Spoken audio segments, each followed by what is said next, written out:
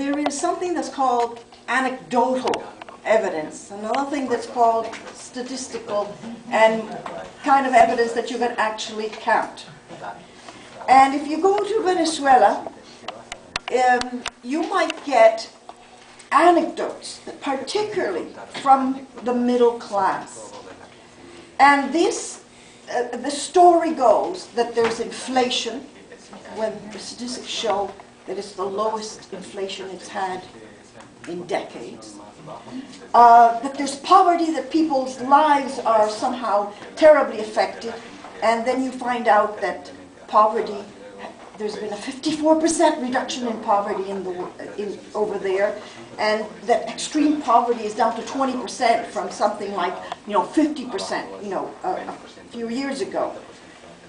You find out, they tell you, oh, the situation is terrible, people's economic lives, and you find out that unemployment in Venezuela is 6%. This is down from 15. Okay? Not only that, you find out that the type of employment, the quality of the employment has gone up. And you can tell this because there are more people in the formal economy rather than the informal. That is, there's less people running up and down the street selling you fruits, and there are more people actually in a job where they actually get a salary. So these are important indicators of the economic situation in a country. The third thing that I have to tell you is that because of the oil price, the international price, Venezuela is going through a boom like it's never had before. It has the biggest GNP in the whole of Latin America. And the middle classes, and this is something that the left chides to the government, says, they go to Caracas and you see every car is a spankling new car on the road. So the middle classes and the upper classes are doing very well, thank you very much, also with this boom. So when I hear people saying, oh, there's a lack of food and that people are, I'm thinking, what is happening here? When the government has taken the bulk of the oil industry and has put it where it needs most, amongst the poorest, amongst the marginalized, amongst those who never had anything because that oil money belonged to the upper classes only. Never in the history of Venezuela has Venezuela ever had what is called a food security program. And this is something that President Chavez has been what has Canada done in terms of the food crisis of the world? What has this summit of, what would they call the G8 summit? They said, oh, climate change, how terrible. Oh, food crisis. What did they do? What kind of resolution did they come out of? Nothing. Whereas the Latin American presidents, under the leadership of Chavez, have funds precisely to increase the production of food so that there will be no famine in Latin America. This is in a time when the price of rice has gone up 141% in the world. The Latin American presidents, with the leadership of President Chavez, has established food security not only for his own people, Venezuela, but for the Caribbean people through Petrocaribe and through UNASUR with the 21 other presidents of Venezuela.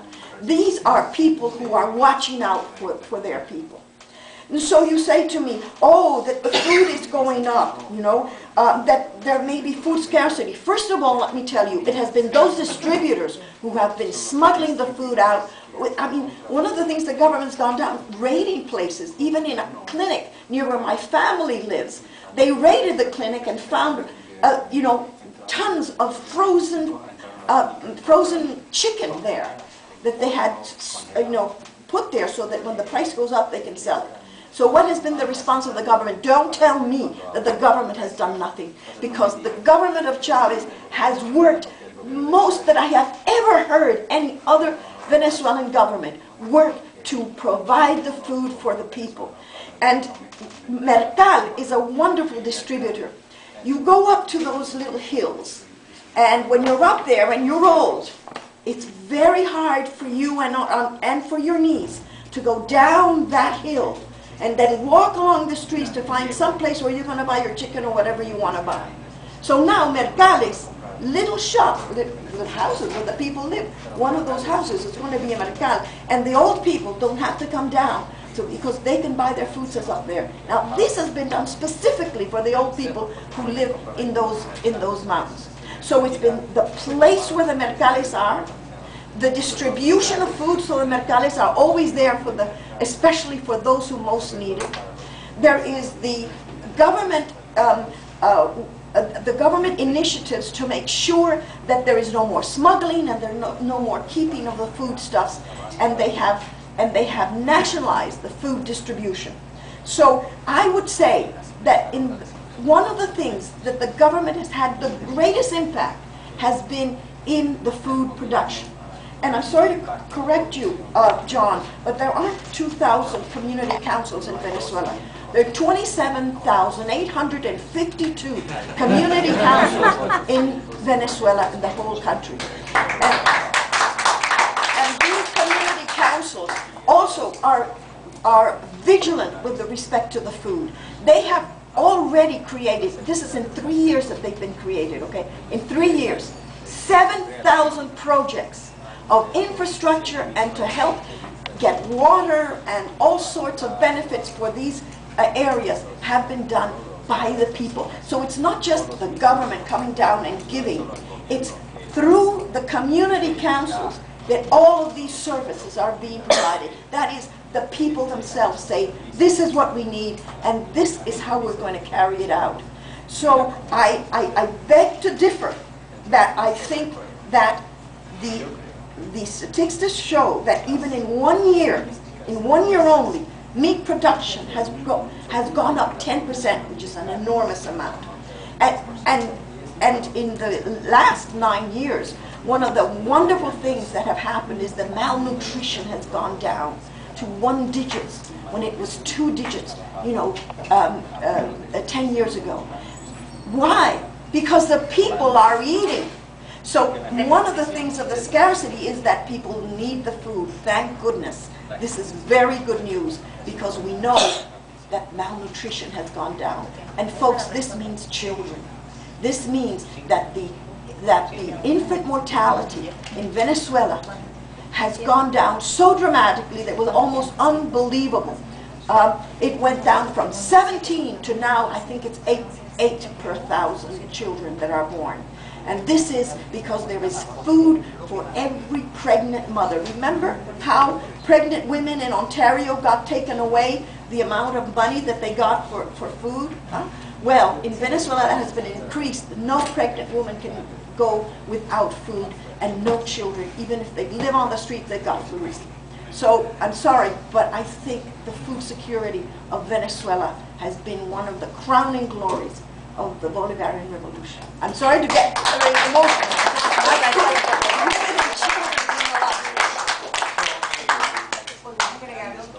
¿Podrían agregarlo de lo que el mayor equipamiento de hospitales públicos se ha dado en este periodo? ¿Podrían traducirlo? Bueno, hicieron 4 preguntas. La primera que tiene que ver si en Bolivia hay un gran cambio para el 2009 sobre el problema de la tierra.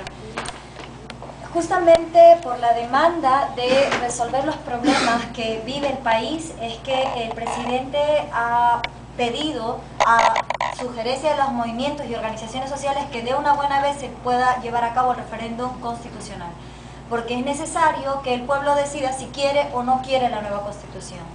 Sin embargo, una vez que se apruebe la nueva constitución no significa que se van a resolver todos los problemas del país. Han sido años de mucha opresión y de mucho despojo, pero lo que sí se asegura con la nueva constitución es que el pueblo va a tener una mayor participación y activa dentro de todo este proceso de cambio. ¿En qué sentido? En el tema de la tierra se prohíbe el latifundio según el artículo que va a ser lanzado al referendo dirimidor, dentro del mismo referéndum que se espera que se haga el 7 de diciembre. Este artículo dice que la tierra no debe exceder más de 5.000 hectáreas o más de 10.000 hectáreas y debe cumplir una función económico-social, que significa que el que tenga la tierra tiene que asegurar una estabilidad laboral y una seguridad social para sus trabajadores. Eso es uno de los primeros cambios. Segundo, a nivel de la estructura del Estado, el pueblo tiene el poder de revocar a sus mandantes si estos no cumplen con lo que le prometieron de manera directa. Esto es un gran adelanto, porque ellos ya no cuentan con inmunidad parlamentaria, que es lo que hizo que se ampararan en esto para robarle al pueblo. Entonces el cambio es mucho mayor y más certero.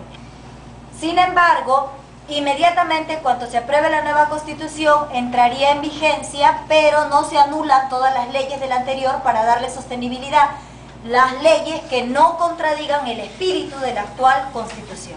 En ese sentido, el avance va a ser progresivo, paulatino. Pero lo novedoso de esta nueva Constitución es que por primera vez el sujeto de derecho es la comunidad también. No es solamente el sujeto individual el que se puede quejar, sino la comunidad como sujeto colectivo de derecho. Por lo tanto, hay una mayor participación, un mayor involucramiento y mayor efectividad en este cambio, que es lo que se quiere. Una de las mayores fortalezas del gobierno es que está amparado por la fuerza de estos movimientos y organizaciones sociales. Y ahí respondo de paso a tu pregunta que decías, ¿cómo es que esto va a durar? Y es que el hecho de que tú dices, se ha metido mucha energía en el proceso electoral, es cierto, pero también se hizo algo con esto, y es que la gente participó masivamente para poder decidir, gente que nunca en la vida había votado y gente que nunca en la vida había tenido carnet, empezó a adquirir su propio carnet para poder decidir y hubo una mayor participación en democracia. Dos preguntas. Okay, so I'm going to answer 4 questions. One was whether Bolivia in 2009 will be a big year for land reform in particular. So obviously there are a lot of problems that need to be solved in Bolivia. And Evo Morales has called on the different social movements to support the referendum on the Constitution, because his approach is that the people first have to decide whether they want this new Constitution, and then, although all problems can't be solved immediately, then through participation that is provided for by the new Constitution, these problems can be solved. You have to keep in mind that there have been years and years of oppression and exploitation in the country, and the new Constitution ensures greater participation and more active participation of the population to settle all the major problems. For example, the problem of the land. The new Constitution has a clause that prohibits big land holdings. So there will be a referendum on December 7th on the new Constitution, and the new Constitution says that people cannot own land for more than 5,000 or 10,000 hectares, and that the land they own must fulfill some type of economic or social function, and that if they do not, the owners can have, and that the owners also have to provide for labor, employment stability on the lands that they own, and social security for the workers that work the land. What the new Constitution also provides for is that the state can intervene to revoke the right to ownership of these lands if these basic conditions aren't met. And a big advance that was made is that no longer will there be parliamentary immunity, which has often been a ruse behind which big landowners have hidden to continue exploiting and breaking laws. So thanks to the new laws, the new Constitution, there will indeed be progress. Now this progress will be slow and partial. But one of the major things the Constitution achieves is that it transforms the subject of law from the individual, as it is currently, to the community, so that the communities can be subject, can be agents of change within the new Constitution, no longer just individuals. What this means is greater participation, greater involvement, which in turn supports the overall process that the government has initiated. Which leads me to the question that was asked by the young man over here. She didn't actually say the young man. Can the current process last? How long can it go? So much energy has been invested in this process. Can it last? All I can say to that is that yes, there has been tremendous energy and time devoted to ensuring electoral participation, but this itself has given rise to massive participation in the population, massive participation in the elections and in getting the voter ID for people who had never voted, who had never participated before, and therefore massive new numbers of people who are now involved in the process and involved in the democratic transformation in the country. La última, bueno, dos creo que me faltan. Sobre el tema de la lección de Bolivia hacia Canadá, que hablaba el compañero, y sobre el tema de los jóvenes que saben mucho de imperialismo pero que no saben qué hacer, que me gustaría responderlo. Primero tenemos que lo que se ha venido dando es entonces una situación conflictiva para impedir que el proceso de cambio realmente se efectúe, desde todo punto de vista. Entonces, la oposición generó violencia para un no al referendo revocatorio, no querían ser evaluados. La oposición genera violencia hoy en día, como dice el compañero, son 6 instituciones del Estado las que han sido tomadas con cartucho de dinamita, han atacado cuarteles de la policía, comandos de la policía y amenazan con tomar cuarteles del ejército con arma blanca, con arma de fuego, que les roban y eso parece tierra de nadie. ¿Qué es lo que están apuntando? Quieren desatar los ánimos para generar un conflicto y una guerra civil que nunca se les ha dado porque el pueblo no es violento por naturaleza. Porque el pueblo frente a esta agresión ha dicho, ¿qué les pasa? Entonces, ¿qué ha pasado con el referendo revocatorio? La gente tomó las calles, no hubo medios de comunicación que pudieran distorsionar porque toda la gente salió en una fiesta democrática a votar. Por lo tanto, desgaste no fue. Fue más bien para algunos que pensaron esto, todo lo contrario. Fue una reafirmación de una fiesta democrática en donde todo el mundo se quedó sorprendido que a pesar de lo que decían los medios de comunicación, había un respaldo a nivel nacional contundente. Otra cosa, el tema también de esta violencia sigue y sigue y sigue, pero al mismo momento también se va desgastando. También se va mostrando su verdadera identidad. Entonces el pueblo va identificando cuáles son realmente los móviles de esa violencia.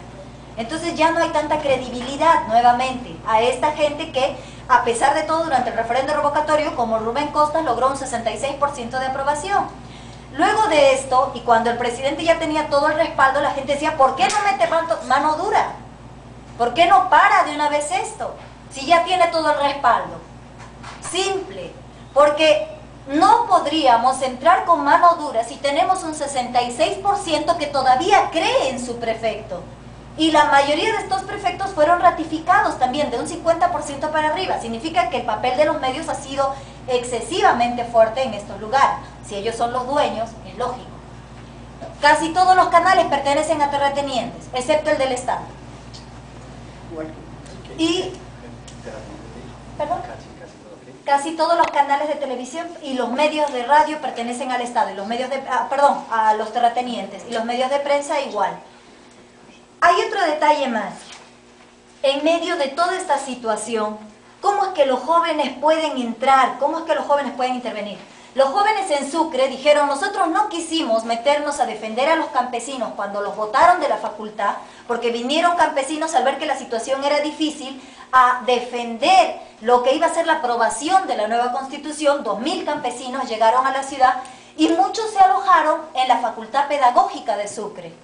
Entonces los chicos de la pedagógica dijeron que se vayan los campesinos porque no queremos política, ¿no? Y eran muchachos que estudiaban educación y muchachos que hacían su año de provincia en las provincias de Sucre. Entonces estas personas dijeron que se vayan porque no queremos nada tener que ver con la política. Sin embargo, fueron utilizados nuevamente. O sea, no es que tú quieras estar al margen y que eres imparcial y que no estás dentro. Porque o estás con los que mandan o estás con los que sufren. No hay más.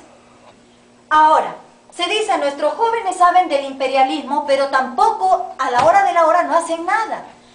Uno de los métodos de aislarnos de la problemática que nos rodea ha sido introducirnos en una realidad virtual y alejarnos de la utopía de creer en nosotros mismos y que podemos cambiar nuestro propio destino. En Bolivia, el cambio no se dio porque toda la gente fuera consciente de ese cambio. El cambio se dio porque hay una gran parte de la población que estaba cansada ya de morirse de hambre, vino a la ciudad buscando un mejor futuro, y de pronto viene el presidente y dice: unos cuantos niños nomás están quejando, métele bala, estos son indios. Entonces la idea dice: nos matan como indios, pues como indios nos reivindicamos, somos indios. ¡Bravo! So I have two more questions to answer. One has to do with the connection between Bolivia and Canada, and the other one has to do with the youth and imperialism, so the youth who know about imperialism but don't seem to know what to do about it. In Bolivia, there's a very conflictual situation. The process of change has generated enormous hope, but it's also led the opposition to exercise tremendous violence. For example, during the recall referendum, they mobilized opinion, but also violence against the president and vice president. And this continues because, as the compañero said, they continue to exercise violence. They occupied 6 state buildings. They attacked police stations. They threatened to attack army cartels, army barracks, both with hand weapons and firearms. What they're leading towards is a civil war. What they want to provoke is a civil war, but they haven't been able to. And why is this? It's because the people themselves the people of Bolivia are not violent. They don't want this violence. And whenever there are these types of extreme actions, violent actions, the majority of the population says, "What the hell's going on? What's happened? We don't want this violence." And so, for example, even when the opposition decided to resort to the recall referendum, people thought that this would create tremendous polarization in the country, violence, and again open up a scenario of potential civil war. But what actually happened was that the people took to the streets. They took the streets. They took over the process. They unleashed what could be called a festival of democracy in the streets. They reaffirmed the process that the country is going through. And they said that no matter what role the media and the opposition might want to play, we will not allow them to. We will not let them take the country down this path. And indeed, in spite of the role of the media and the opposition, they were able to score a strong result in favor of the process on a national level. So, what is the objective of violence? The objective of violence is to really wear people down, to discourage people. But in fact, what has happened is the opposite. It's revealed the true face, the true identity of those behind, the protagonists of this violence, the true motives, and in fact, their credibility has declined, has weakened. At the same time, though, someone like Ruben Costas in the Santa Cruz state, he got 66% approval for his rule in his department, and this was also the case of the other prefects or governors in their departments who support the opposition, and Ivo himself got a very strong result, as you know, and people said to him, "Look, you've got this strong result now. You've got this massive mandate from the population through the referendum. Why not crack down on these right-wing forces?" Well, it's very simple, because if they still have such support in their respective districts, their respective departments, it's clear that they still have a majority of the population supporting them, which shows to what degree the media have been able to influence the population in these areas. And it's no surprise, because the traditional elites own the media in these areas. They own the TV stations, the radio station, the printed press as well. So this comes to the question of the youth. What role can the youth play? What can they do? There was the situation I described earlier in Sucre, when 2,000 peasants came to defend the Constituent Assembly and the elaboration of the drawing up of the new constitution. And what had happened is that the the peasant supporters were corralled into the Sucre Teachers College, and the students came out, and did they support the 2,000 peasants who had been corralled out into the Teachers College? No, they said, get the peasants out of here, we don't want politics, we want to remain out of politics. And who are these students? They're students who are studying education, who are studying pedagogy. They've decided to come to Sucre to do this, and yet they still have this approach. So the response to this is to say that they say they want to be neutral, they want to be outside of politics, but in fact the traditional elites and the media used their attitude toward the peasants to say, they manipulated them to say that in fact they are against the peasants, they're against the process, they're against the government. And so there is no middle way all this shows there is no middle way in the type of situation that Bolivia is going through. Either you're with those who rule, or you're with those who suffer. And this was a clear lesson drawn after the Sucre events. As for students who know about imperialism but can do nothing, all I can say to this, and I won't be as eloquent, we have become trapped in a kind of virtual reality. We have stopped being able to imagine a utopian vision for transforming our future.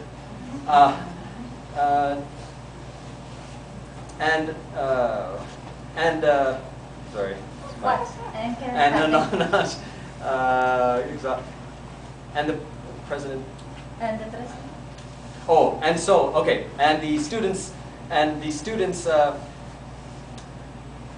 saw during this massive change that has been going on in Bolivia, a certain model came to an end in Bolivia when the students who said they wanted to remain impartial, who said they didn't want to be political, merely tried to pursue their own objectives. They came up before against a president who said, "Oh, we don't want anything to do with it. Who are these students demonstrating or trying to pursue their objectives? Let's just do away with them. Let's just kill them like Indians." And the students concluded, well, if they're going to treat us like Indians, then we're going to behave like Indians. We are Indians. Pero no los estudiantes. No, ya. La población. Y por ello, termino con esta parte. Yeah, we redo that.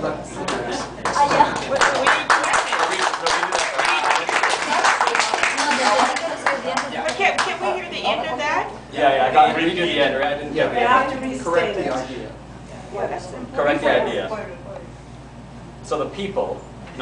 So instead of what I was saying was the students, the people. No, the people. The people. The people that works in the Alto, in the gas war, in la guerra del gas. Okay. ¿No? Cochabamba. Cochabamba la guerra del agua, pero en el Alto la guerra del gas que definió a los niños. So the people said, if they're going to treat us like Indians, we're going to behave like Indians, and that was a crucial turn. Yes, now I remember. So that the change, so that the utopian moment was reignited, not because of some idea that was floating in the air. Okay, now it's going back. Not because of some utopian idea that was floating in the air, but because the objective reality in Bolivia was such that when people were merely trying to pursue their basic objectives, the government cracked down on them and said, let's get rid of get these Indians out of my face. And they said, well, if they're going to treat us like Indians, we're going to behave like Indians, which reignited the utopian vision in the country.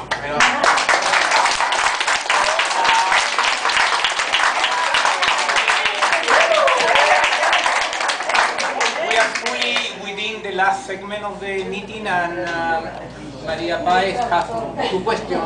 Oh, I have to answer two questions. Two questions that are pending, and after that, John had to use his time too. Yeah. One was about security. It is true that there's a lot of delinquency in Venezuela, but this is a fact of life for the entire region. And having looked at the statistics of that, I can tell you that the greatest insecurity is in Central America. Venezuela is very low down in terms of delinquency and violence and deaths of that sort of thing. So it isn't enormous, and it's not more than it has been in the past. But it is a button that the middle class use to say that the government, isn't doing what they should do, that this insecurity is due to the government. And that's where I think the issue is. But someone asked me over here about Venezuela's cultural change, about the youth and the workers and the campesinos, and has there been a cultural change? Well, you know what? I think that's the biggest change that's occurred in Venezuela, the cultural change. Venezuela will never again be the same as it was before. The cultural change has been immense. First of all, the political culture has changed. The way politics is perceived, the way politics is done. More than that, the political discourse has changed. Chavez has managed, and his government has managed to say, these are the important things in a country, not the ones that previous governments and the elites have discovered. And that has been very important, because what has happened at the same time with this cultural change is that social identification has changed. And as Marx would say, social consciousness has arrived. Venezuela doesn't really have a bourgeoisie. Venezuela doesn't really have a working class, not in the way any Marxist would define it. Why? Because it's an oil economy where the supposed capitalists weren't producing anything, and the elites didn't really need the workers. So what has happened with this new change is that we see now the growth of the social consciousness amongst the workers, amongst the campesinos, amongst those who didn't even have work before, amongst the marginalized.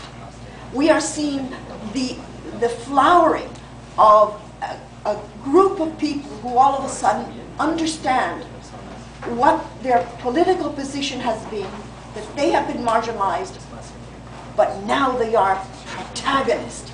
They are the participants of this new republic, of this new democracy, of this new socialism, in which it is the people who are the participants, who are the protagonists, and the government is there to serve them, not the other side. I'm not saying that this has been achieved, but I am saying that this is now what the people want. This is now what the Venezuelan people want. And this is something that the Bolivarian Revolution has encouraged and promoted and urged to become. So I think that people have understood what their human rights are, what their civic rights are, what their social rights are. Because, as Cynthia has said, not only is it the individual right, but the right of the community. And that's where the community councils come in, and where the cooperatives come in. There are now 50,000 cooperatives in this country. 50,000 cooperatives of peasants, of fishermen, of agriculturalists, of workers of all sorts. So now we are seeing that a working class is actually growing, not growing, but coming to being, coming to a sort of enlightenment as to the consciousness of who they are. I also want to say something. There's polarization in Venezuela. Everyone says that, oh, this country has brought polarization. The polarization is 2080, because the majority is with this government that they identify that, however imperfect, however ineffective it has been in several things, because this isn't nirvana there. This is still a developing country, and really a poor country that is struggling. It is their government. It is their revolution. And so that polarization is this. The elites, of course, will never be on the side of the government, but the middle classes, I believe, will be weaned away from an elite that actually is not giving them anything. And the last thing I want to say is constitutions are very important. I know that when you say constitution in Canada, people's eyes glaze over and they say they don't want to hear about constitution in Canada. But the constitution in Venezuela was the, what do you call that rod where the lightning comes? The lightning rod, okay? because the Constitution was the vehicle in which people understood their human rights, their civil rights, their social rights as a community.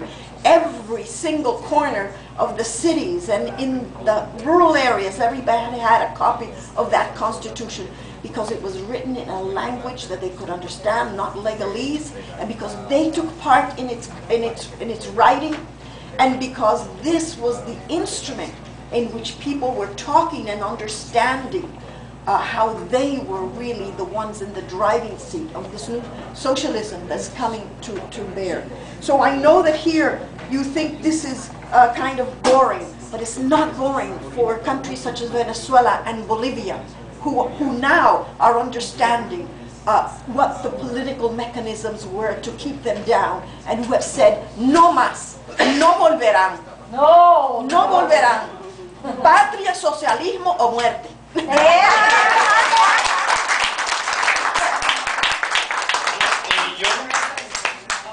The last word.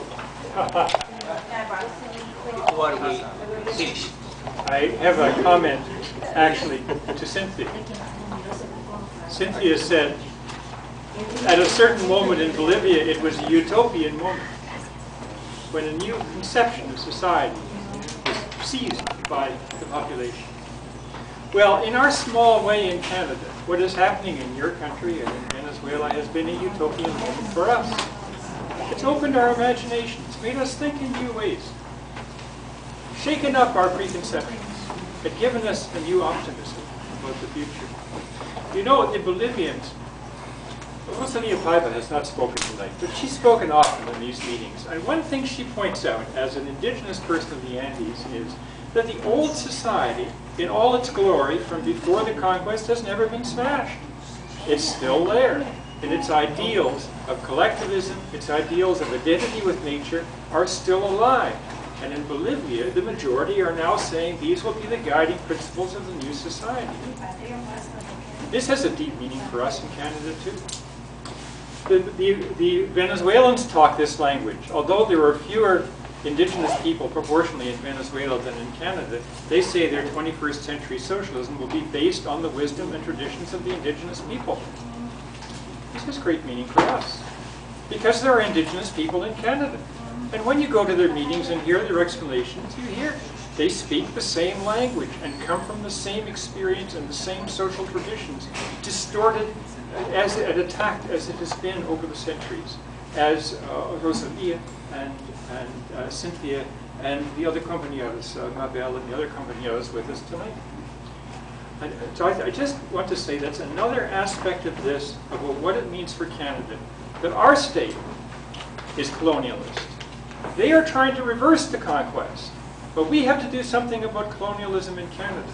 And in doing so, we have to reach out to and ally with the indigenous people of this country and defend them against the constant violence of the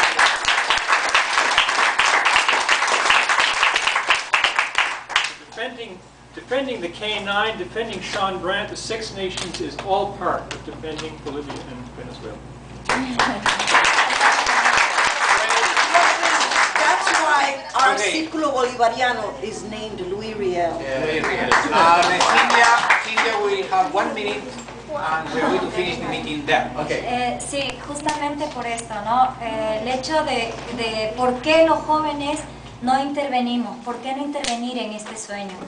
En la experiencia que tengo, cuando recibí el mail de Susan y decía Indigenous Journalist, en mi pobre inglés entendí que era periodista especializada en movimientos indígenas y no que la indígena era yo.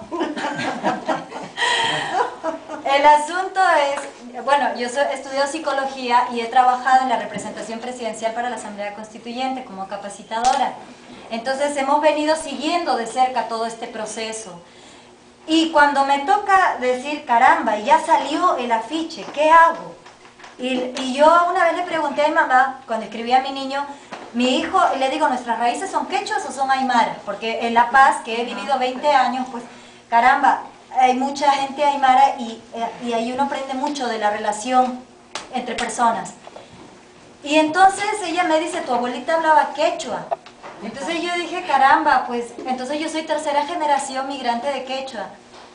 Pero este proceso lo que me ha enseñado es que el hecho de preocuparte por el otro no significa que tú seas buena gente. El hecho de preocuparte por el otro dentro de la comunidad significa que vivo porque tú vives y tú vives porque yo vivo, porque somos la comunidad. Por lo tanto, tu bienestar depende del mío y el mío del tuyo. Y el poder en nuestra comunidad no es un privilegio, es un servicio a la comunidad. Muchísimas gracias.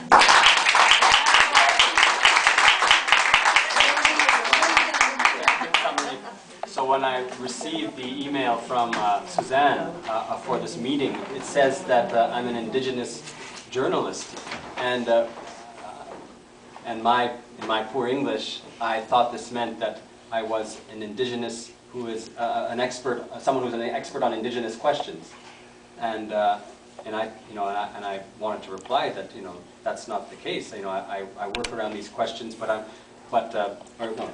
Tercera generación de okay. So I had to ask when I spoke with my mother and my son. I said, "So are we Quechua or Aymara? What are we exactly?"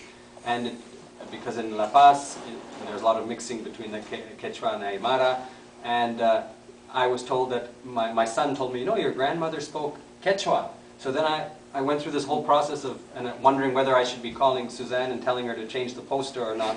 And I went through this whole process and realized that I'm a third generation Quechua migrant to the city.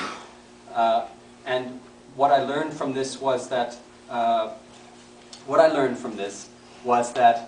when you help someone in your community, you're participating in your community, it's not because you're a good person, it's because you are part of that community, and because you are part of that community, the community is part of yourself, and to take power, to work within the community is not a privilege, but it's a responsibility, because we are all part of the community, and that is what has to be at the base of our utopian vision. It should be a given that we are all part of the community, and not some charitable work or some vision of oneself as a good person. Thank you.